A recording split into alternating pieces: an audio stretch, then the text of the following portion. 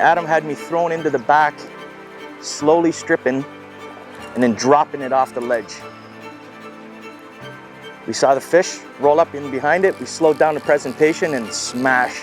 It's spring. We're in Algoma, and that means one thing. We are looking for big pre-spawn bass. If we have any time left, we may explore some of the creeks and see what they have to offer. I'm Mikey Metcalf, coming up on the new Fly Fisher. Beautiful fish. And we found these beautiful brook trout. They're absolutely gorgeous fish.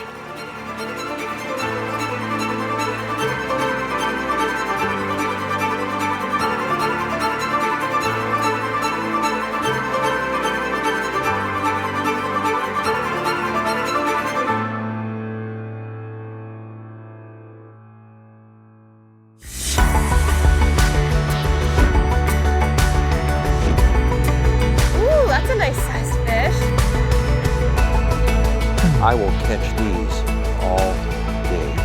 That is what you're in for on this episode.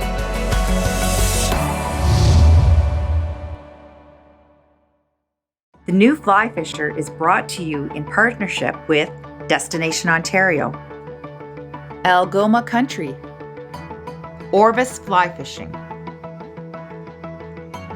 Scientific Anglers, Trout Unlimited, WeatherTech Canada. Ontario Lodges and Outfitters look forward to welcoming international anglers when it's safe to travel once again.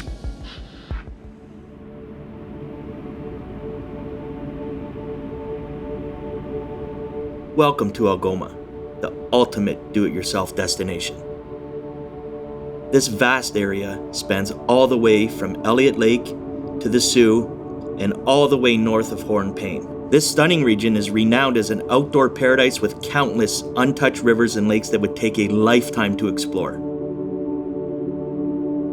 Algoma offers multi-species trophy fishing opportunities of a lifetime. Nestled in on beautiful Lake Wakamata lies Snowshoe Camp Resort. The owners Brent and Laura Shergold will instantly make you feel at home with their northern charm. And the lodge is as cozy and clean as it gets, with breathtaking views and gorgeous sunsets as the backdrop.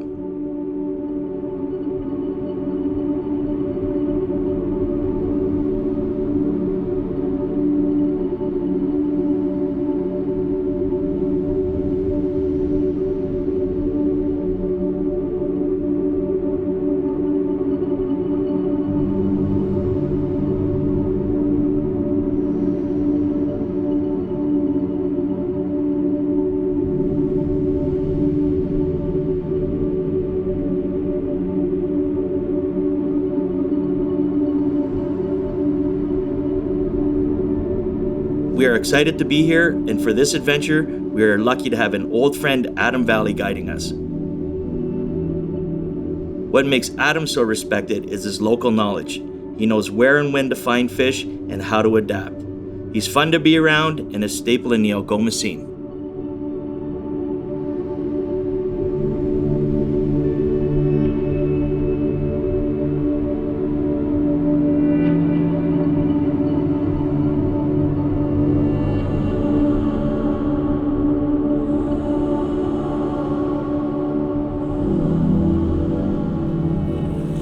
So we just got out here, and what we're doing this morning is we're working off the points.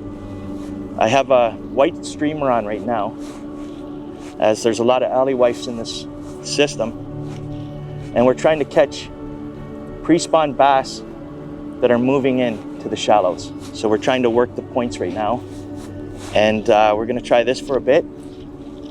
And then if we don't have any luck, we're gonna switch up and try a different tactic. It is warm already. So here at Snowshoe, it's early June and it's pre-spawn.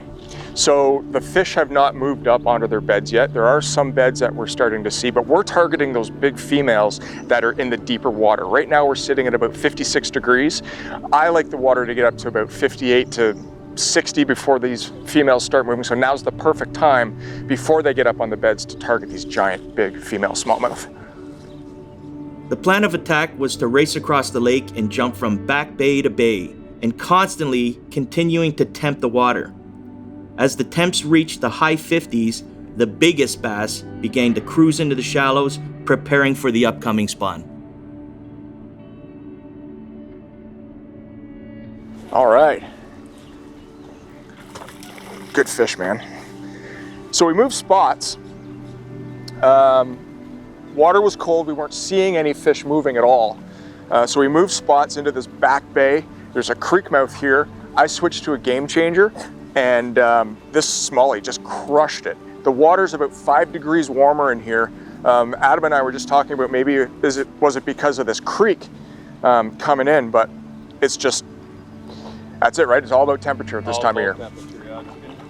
See what he just barfed up? Oh, all those little glass minnows. Look at this. Wow, look at them all. There's perch in there too. All right, man. That's a good start anyway. Good way to start the day. Nice smallie.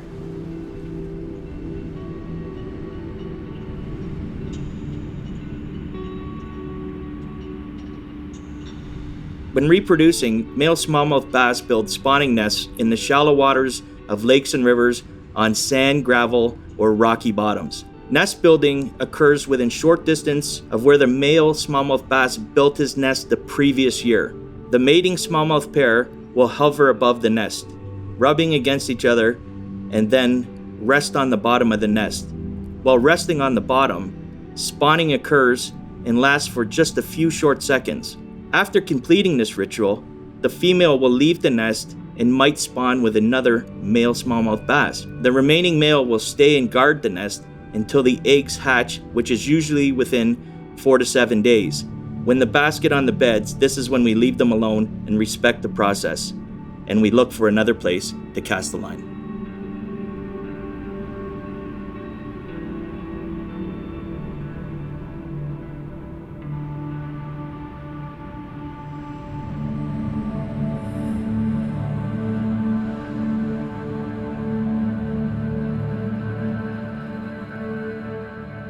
So what we did is we switched up. We were just saying we have Mark running on the surface and I'm following him subsurface. We're looking for cruising fish, so the temps have warmed up and we're starting to get a little more aggressive with our stripping. They're like a wolf pack. If there's Big one, time. there's often a bunch of them with it or another one with it. Yeah. And partner fishing is key because I can throw this popper out behind, and if there's anybody running with this little guy, with this big guy, it's awesome. There you go. The fat fish. Yeah, that's a good one. So that's our average Algoma smallmouth. Wow. Welcome. Nice job. Cheers. Worth the drive. Can't beat this.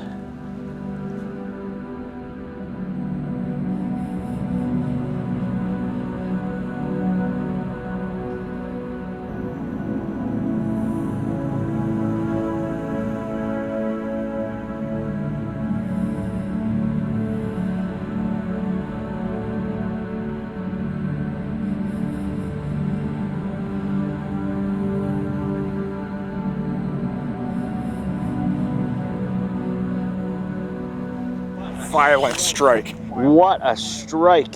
That was crazy. Things have slowed down this afternoon from these cold fronts, and as we were watching them warm up, I'm constantly going back to a popper, but I haven't moved a fish in a while. So I threw a stonefly nymph as a dropper. That is. Beautiful fish, man. And I think the water's warming up, so the couple that came up to hit that earlier are now hitting it with more aggression. Not too shabby. Nice fish, Mark. Now, here's a trick that I learned while fishing in Wyoming. To wet your hands instead of risking yourself going over, smack the bottom of the bass. Wet hands. Then, you can deal with them without removing any of the slime, support their body. Nice fish. What a strike. Yeah, nice job, Mark. All right. There we go. Now, let me show you the fly I've got. The fly I'm using is nothing more than a simple white foam popper, a little bit of hair, and some sparkle in the foam. But then I've got a 12-inch dropper tied off to a stonefly nymph.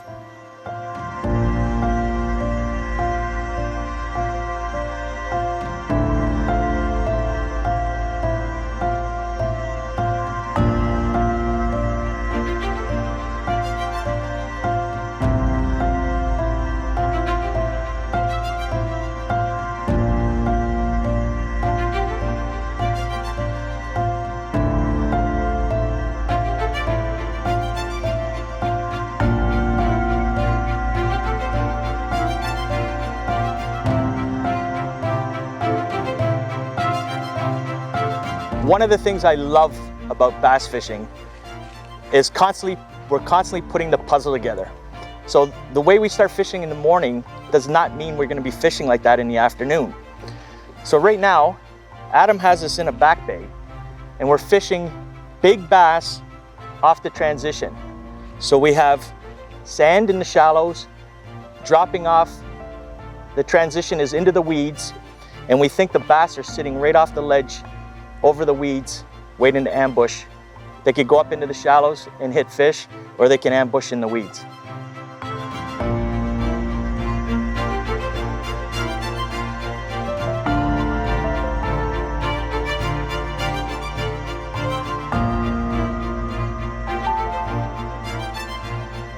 It's a good fish. Let's get another jump. We were here this morning and I missed 2 fish on topwater poppers. And now that it's later in the afternoon, always remember to come back to where you saw fish in the past or missed fish. And on a 5 weight, I mean, these fish are bruisers. They're big, they're long, they're thick across the back. They're giant smallmouth bass. Who doesn't love smallmouth? What's not to love about them? Nice, Mark. You know what? We've had a good day. We've had a slow day compared to what standards are, but the fish have been quality.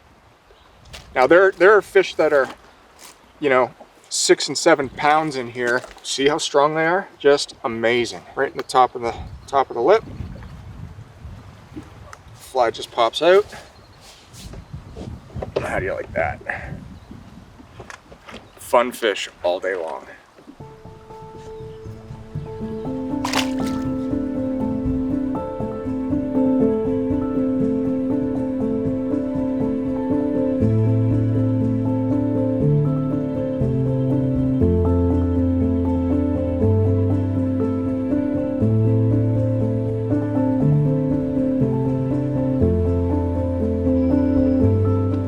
I switched over to a bead-headed black woolly bugger and with some marabou flash in it, and I cast it out off of this peninsula, and this bass just picked it up right away. Oh, that's a big fish. So we've been fishing deeper water, looking for these big females that are coming up, getting ready to spawn, and we've caught some nice fish today, but I think this might be the big female of the day.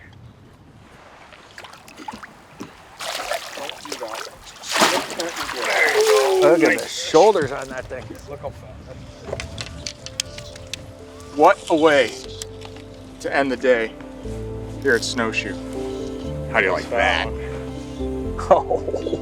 Nice 4-pound smallmouth. Can't complain about that, huh? Nice job. Now, I'm gonna let her go very quickly so that she can continue the pursuit of her males. make more babies.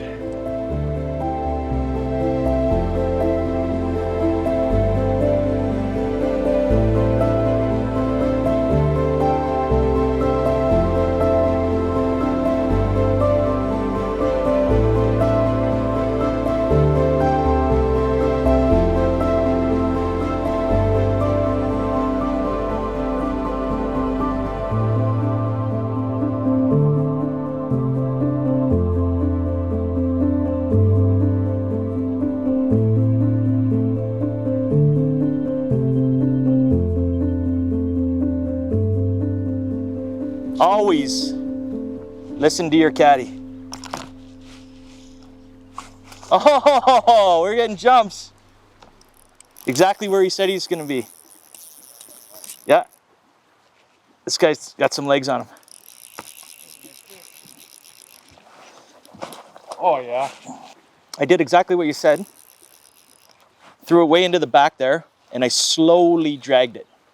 So as soon as it got off that ledge, you let it I just pause for a second? paused it, and then I just slowly lowered the speed by about 50%. She was just sitting there waiting for it. Yeah, and then just grabbed it as soon as it passed over that rock. That's a bucket there. That's a bucket. You ready? Fish, pal. Nice fish. Great job, buddy. Great. Thank you, sir. There you go. Ooh. Get that for you, chum. Oh, That's more like this might be my personal best, boys. That might be my personal best.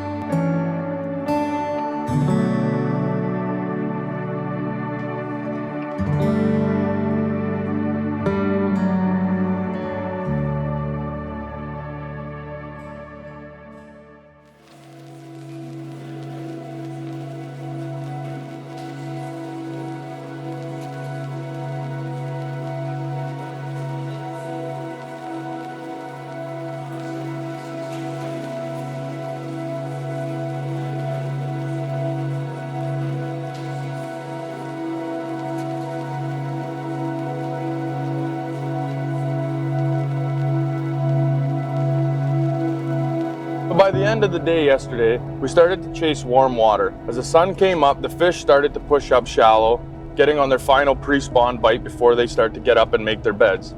We focused on sand and grass flats, but since the weather is still getting a little bit cool at night and the body of water that we were fishing is very big, today we've decided to change gears and find a smaller body of water up here in Algoma, which is very close to where we're at and very accessible.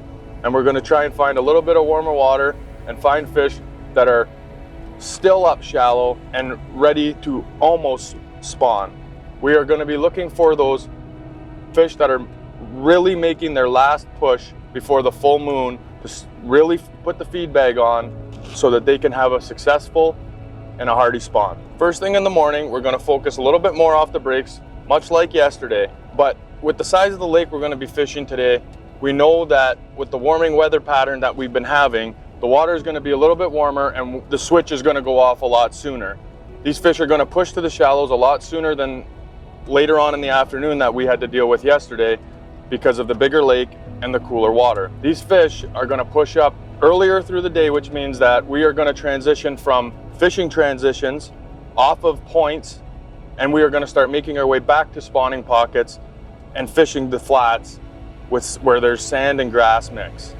So to start the day, while we're fishing off the transitions and out in the deeper water, we're going to have the guys throwing a game changer and a black woolly bugger.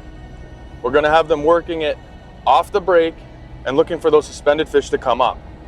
As the day progresses and the water warms, we're going to try and look and get them on a popper bite. So we're going to look for top water as the water starts to exceed the 60-degree mark and hope that we can get some fish to take on top as well.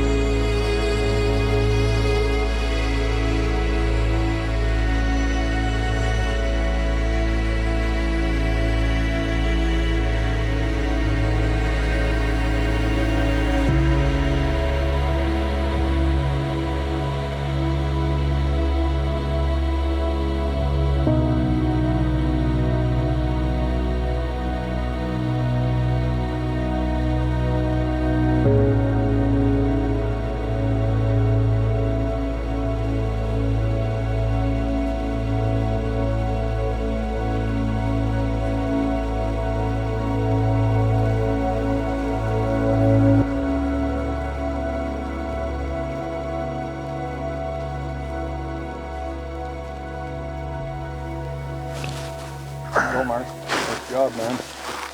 Nice. Nice. Oh. Lost a good one. It was a really good one. Had a hook in her and everything.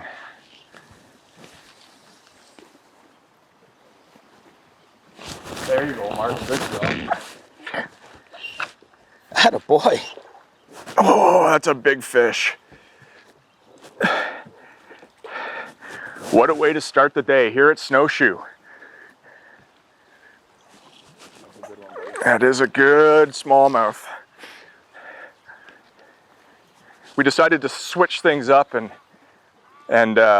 try to cover as much of the water column as we could. So Mikey's throwing a popper and I threw out a streamer and we saw this fish cruising, and sure enough, she came right over and ate it, and it's a great one.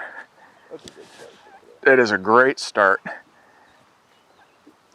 We call this Trophy Alley, Adam, for a reason, because you can come to this region of Algoma and dance with absolute giant smallmouth bass. I mean, catching fish in the 6, 7, 8 pound class isn't uncommon. This one's not that big, but you have a legitimate shot at it for sure. This one's probably gonna be 3 3/4. Strong though. Oh my gosh, Oh, that water's warming up. on a 5-weight. So it pays. Oh, beautiful. It pays to pay attention to the temperature, to the environmental cues that are given to you. We found warm water here through guides that are dialed in and connected. Warm water means hungry fish. How do you like that? What a great fish. There's the fly she ate. A little bit of flash, beadhead. Nice woolly bugger fish.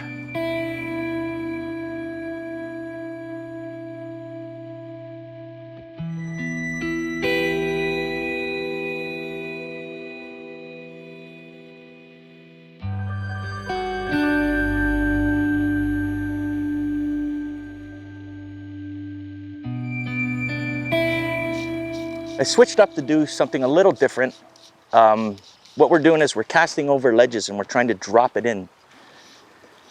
So I'm fishing with a streamer and I've switched up. I put on floating line from sinking, intermediate sinking line, and I'm going with a sink tip. The reason I'm doing that is they're a lot easier to cast. And when that streamer gets back there, it gradually drops like this. So it's a smooth drop down. There's no bow in the line, the shot's not dropping it. Everything's smooth, easier to cast. And because we're only fishing in water that's less than 10 feet, it's ideal right now to do this. So I've already hit 2 little fish doing this now, and we're waiting for the mama to come around. There we go. So we saw a fish cruising in the back there. Adam saw it actually, and he directed us where to cast. Mark laid a nice cast out and hit a fish, and then we waited. We rested it, had a sandwich, and then we came through and we did another pass. And this time it came up. And that is a Northern Ontario smallmouth bass. Great job, man. Like I said, this is why we make the drive up here. They're healthy, they're girthy, and they're a lot of fun. And fly friendly.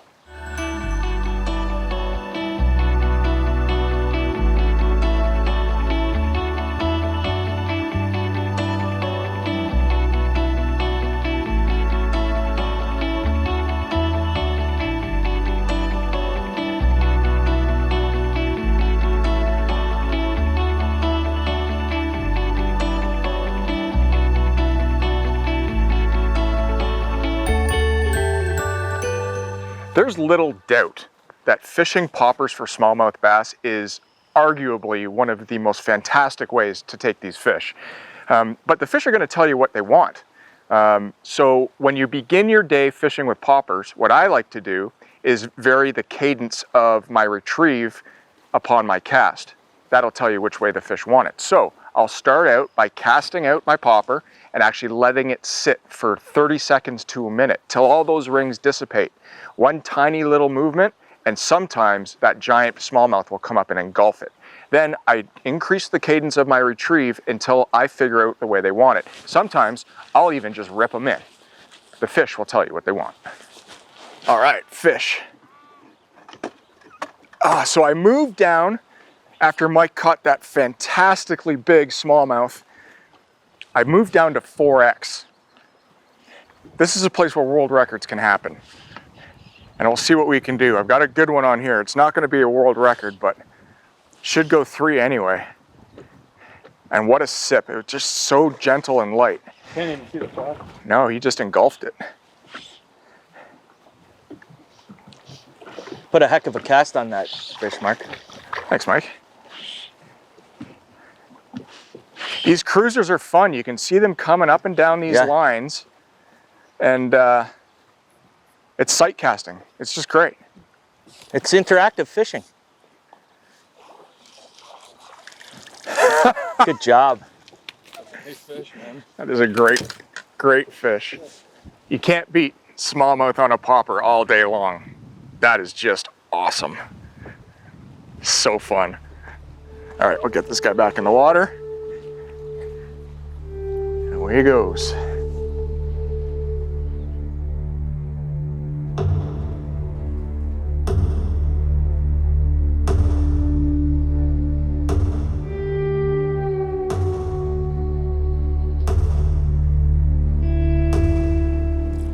Got him.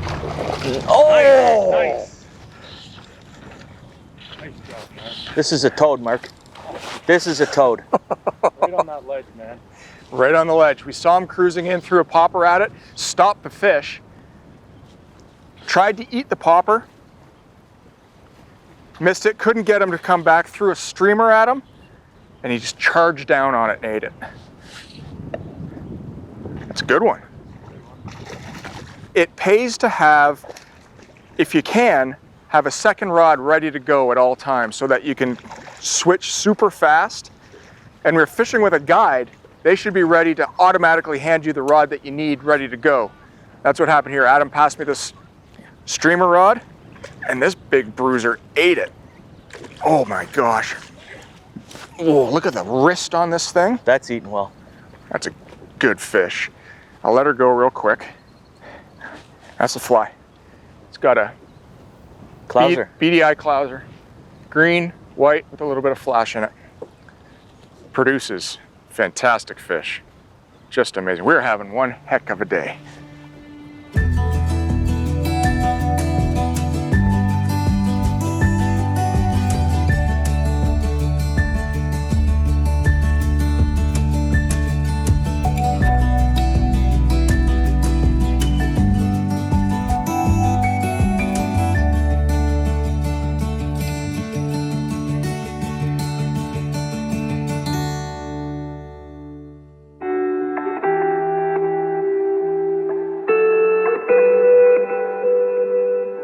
Snowshoe Camp is 6 housekeeping cabins, 4 seasons, and we cater to families, fishermen, hunters, ATVists, snowmobiles, any outdoor enthusiasts. When people come to Snowshoe Camp, they can expect a relaxed atmosphere, a beautiful sand beach for the kids to play, a gorgeous secluded lake for fishing opportunities. There's tons of trails for ATVing, hiking, snowshoeing, snowmobiling, and just a nice, relaxed family environment. We're a housekeeping resort. All the cabins have a full kitchen, full bathroom, barbecues on the deck overlooking the water, their own fire pit. We also have a beautiful rec hall that you can see in my background with a screened-in porch, a barbecue there in case you need to get out of the rain, and pool table, ping pong table, satellite TV for those lazy days. Waccamatta Lake has a beautiful smallmouth bass population, lake trout, whitefish, pike, and perch. So we are located on the shores of Waccamatta Lake, but there are also nearby fishing opportunities for speckled trout, rainbow, pickerel, and some of the other lakes and rivers in the area. For wildlife viewing opportunities in the area, there are deer, moose, bear, eagles on the lake. There's an elk population in the area. We also see wild turkey, bobcats. I've been told of cougar sightings in the area even. This is our home, and we encourage you to make it your home also. So we decided to switch it up a little bit today. As we've been exploring the area, we've been finding these beautiful little trout creeks. We decided, let's get out of the sun today, let's get into our waders, and let's look for some brookies and some rainbows and explore this gorgeous area. If you look around, we're the only people up here. We have the whole river to ourselves, and you can explore for as long as you want up here. It's absolutely beautiful. So what we're doing now is we're just gonna pick apart this little creek, foot by foot, finding the seams, and we're running nymphs through there. And the way to fish these little creeks is to stick and move. We want to fish it, go through a run thoroughly. If you feel satisfied, you've worked it hard, move on down the river and continue your day. We all know that one of the first things that you do when you come to a stream fishing for trout, whether they be brown trout or brook trout, is to check and see what's living under the rocks, see what bugs might be here. I'm concerned about this river because it's super, super, super clear. There's no algae, there's very little grass, and when you flip over rocks, you get the odd caddis casing, and that's it. So that tells me right away that they're going to be eating protein. So I've tied on a beadhead leech pattern, and we're going to swing through these little runs. This little creek is fantastic, and we know from the locals that there are brook trout in here. All it is a matter of finding out what piece of the puzzle fits exactly where.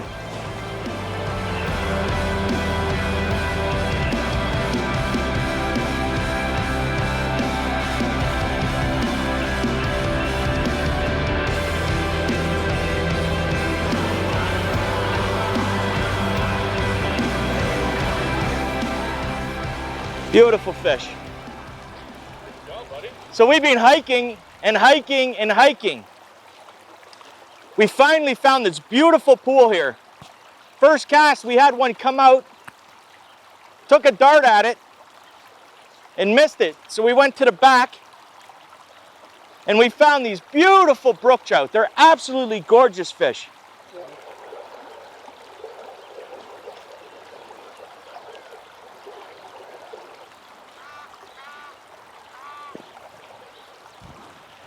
So when you come up to Algoma, there's endless opportunities to fish. You could fish muskie, pike, walleye, bass, and there's so many lakes here, people come up here to fish them.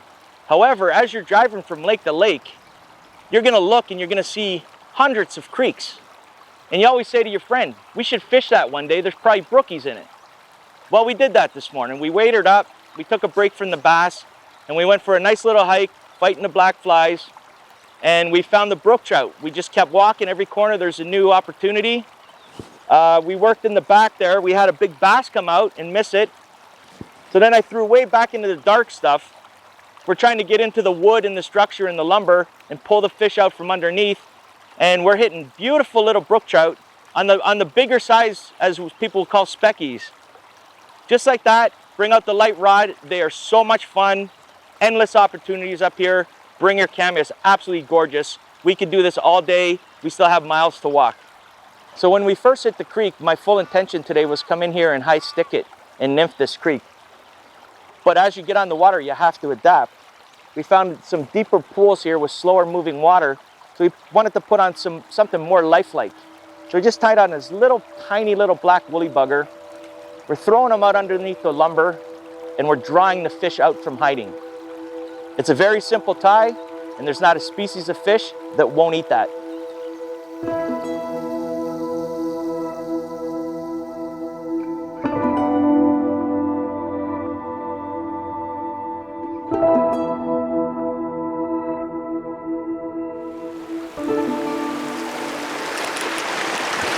Fish! It's amazing how things change as you get closer down to the main river on this creek. We found this awesome little boulder garden. And right away, switch to a little bead-headed bugger, brook trout on.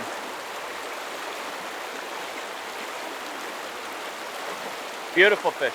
You know, it's just a little brook trout, but in these really fun small streams here in Northern Ontario, they truly are the jewels of the North. I mean, anytime you can come and catch wild brookies, you just can't beat it. You really can't. Little 10-inch fish, absolutely perfect. Thanks, buddy. So much fun. Exploration is absolutely amazing. I love these adventures.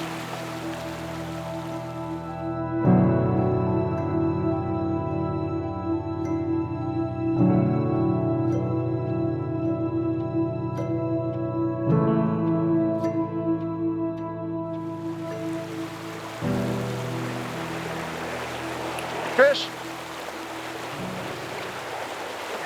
You know, these boulder gardens are just tons of fun to play in.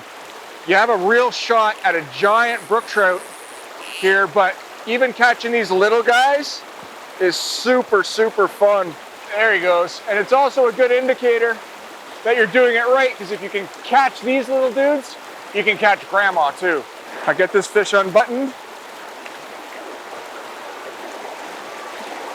Great little brook trout. Thanks, buddy. Caught on an olive woolly bugger with a bead head. Tons of fun here in Algoma.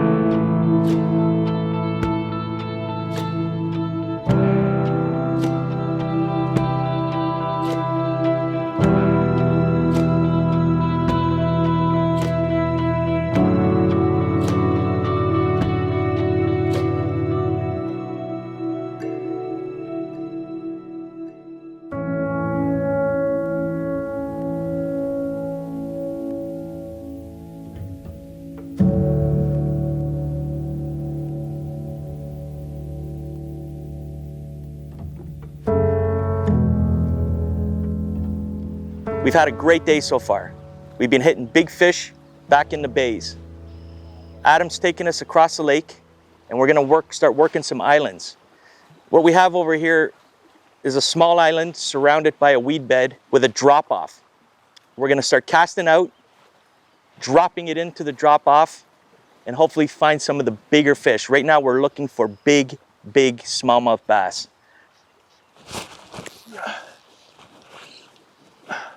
Oh. Another good one. He just stuck you there. Whoa. He stuck you. She's so big she can't even jump. These big fish, it's important to get them on the reel as soon as you can.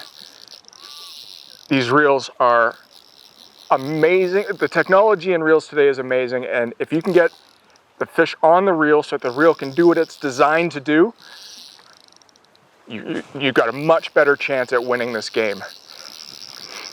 Even the head shakes are just big. Whoa. Yeah. Whoa. Oh, she came off. We got every bit of her though, man. Oh, what an absolute giant. That was. Oh, that's so fun.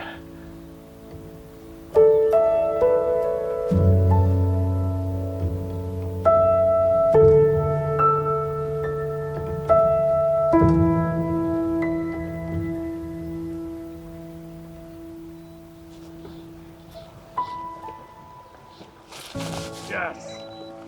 Oh. Mikey, one with them, Mikey. Get your line. Oh, this is a big one. This is a big fish. In the middle of it. Nice fish, Mark. Yeah, it's a good one. Take those all day long. Absolutely. They are just thick and nothing but muscle and power.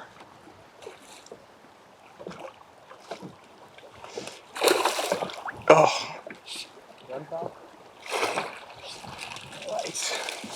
That's a nice fat one. Oh my gosh, what an absolutely incredible day we've had today fishing out of Snowshoe with Adam.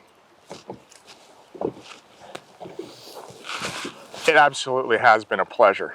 Not a giant, but man, oh man, are they ever fun to catch on fly. What a great fish. Back up in there, Mike. So fun. All right, thanks, buddy.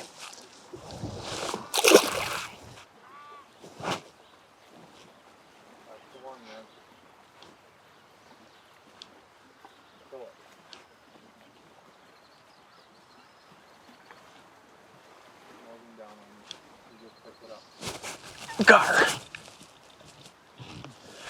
Good stuff, Mark. Good stuff. Donkey. That's a donkey, Mark. That is a big fish. So once you get them on the reel is what allows you to effectively fight these fish. And the drag is key. Oh my gosh, she's huge. What a big, smallmouth bass. This is a thrill of a lifetime, and this just may be the biggest bass I've ever caught. In this clear water. Once we got that fly good, let's just play her out. Yes! Yeah! Yeah! Woohoo! What a fish. Oh my goodness. I switched over to a clouser. Look, I'm shaking. Is that really a bass? Looks like a grouper. It does look like a grouper. What an absolute thrill. So, when you're on the hunt for pre-spawn smallmouth bass, temperature is the key. And you may have to run and you may have to gun, but if you put your time in, you can catch giants just like this. Let's get it back in the water.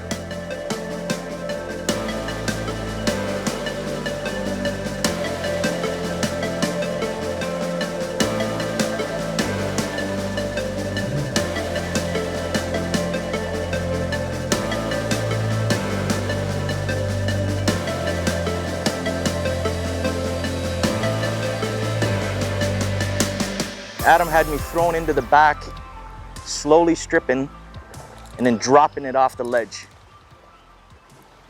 We saw the fish roll up in behind it. We slowed down the presentation and smash. Big old smallie.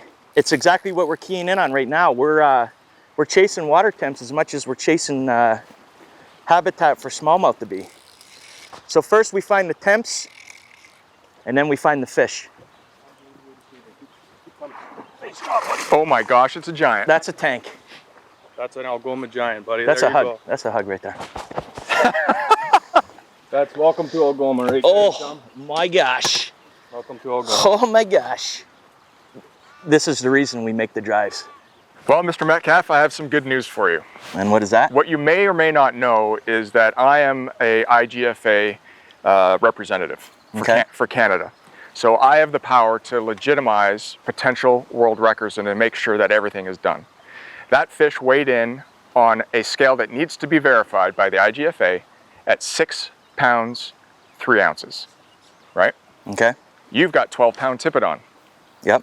I'm very happy to tell you that you have an unofficial smallmouth bass world record right here in Algoma. Congratulations. Are you kidding me? I'm not kidding you. World record. Adam. I'm speechless. As you should look, you're shaking like crazy. I am shaking right now. Well, I hope you enjoyed the episode. We had so much fun up here at Snowshoe Camp Resort. We can't say enough about the place, and the people who run it are absolutely top-notch, and even more so, the fishing is top-notch. For more information on this destination and others in our series, feel free to look us up, newflyfisher.com. I'm Mikey Metcalf. Keep your rods bent, and I'll see you on the water. The New Fly Fisher is brought to you in partnership with Destination Ontario, Algoma Country, Orvis Fly Fishing, Scientific Anglers, Trout Unlimited, WeatherTech Canada, Stay safe, stay healthy. Ontario will be here waiting for you when it's safe to travel.